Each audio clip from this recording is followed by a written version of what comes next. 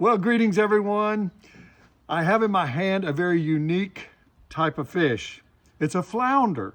As you can see, the uniqueness is because he has two eyes on one side of his body. You see the white side, the dark side. The white side, he lays on the bottom and he only sees the top side. Now, he does swim sometimes and goes up like this and catches a bait or whatever, but most of the time, or a lot of the times, he sits on the bottom and he waits for his food to come by, and then he's very sneaky. He grabs his food and eats it.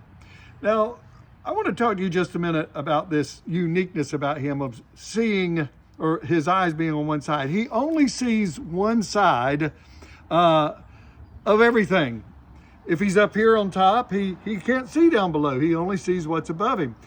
And I find that there's a lot of people that only see one side of a story.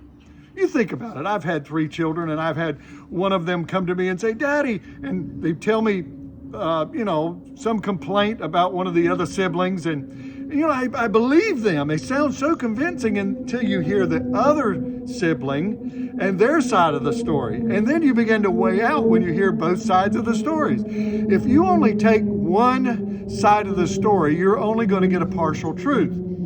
I think about in our news media today and how we are told usually one side of a story. We're told from the perspective of what that particular news media wants us to hear.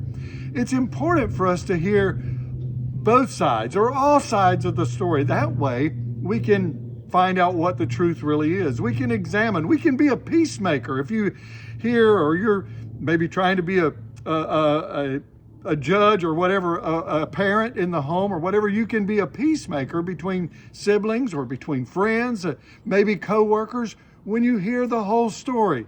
So friend, I want to just encourage you. The next time you hear something, could be gossip, just take it as a grain of salt, so to speak, until you hear all the story, and then you can make your judgment call. And that's important. Well, listen, I hope you have a wonderful day, and we're going to get this thing cleaned up and have some good eating. God bless you. Have a wonderful day. Bye-bye.